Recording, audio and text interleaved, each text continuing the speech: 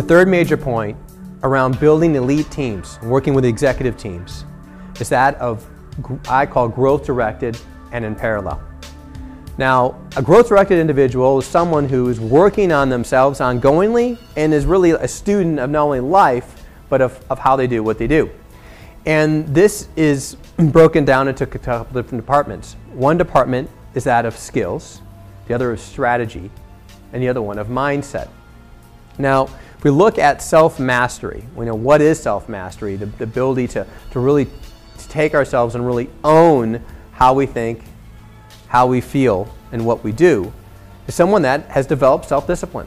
Self-discipline is when you tell yourself that you're going to do something and you actually follow through on it, right? You're able to create consistent behavior around that. That's what self-discipline is. I mean, it's creating a commitment and keeping the commitment.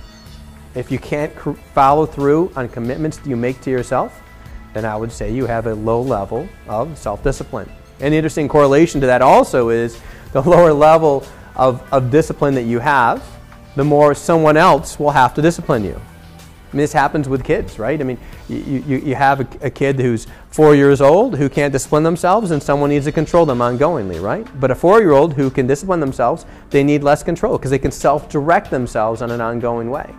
So what's your ability to self-direct yourself, to direct yourself mentally, emotionally, and physically?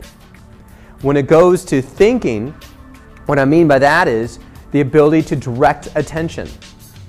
This is something that I think is a big miss in corporate America today oftentimes.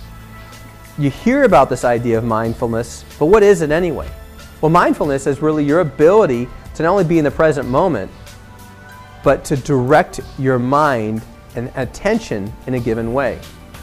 See, there's a major correlation to the degree that you can direct your attention on a specific thing and how much you can accomplish, how creative you can be, how engaged you can be, how good of a listener that you are.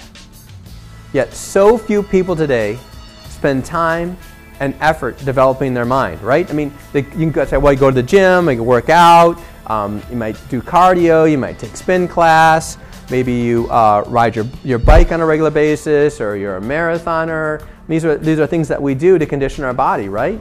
Maybe go to the gym and strength train. Maybe go to yoga, in which there is some major mental aspect there, don't get me wrong, but some people look at it as just a place to condition their body in another way. But how often do you actually develop your ability to focus and direct your attention?